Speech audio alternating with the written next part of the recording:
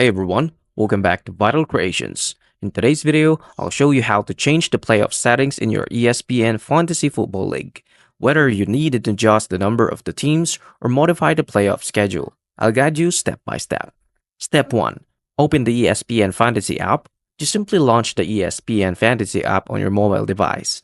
Select Football and choose the league you want to edit. Step 2. Access League Settings. Just simply tap onto the league at the top of the screen.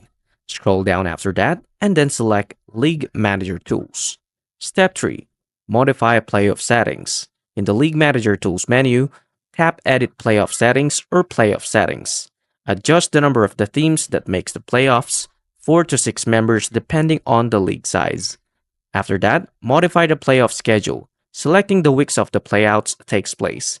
Choose whether to include a third place game if desired. Step 4 is to save your changes. Tap Saves into the top right corner to apply your new playoff settings. And that's it, your league playoff settings are now updated. This can add more excitement to the end of the season and make your fantasy league even more competitive. If this guide helped, drop a like, subscribe, and turn on notifications. Thank you for watching Vital Creations. See you into the next one.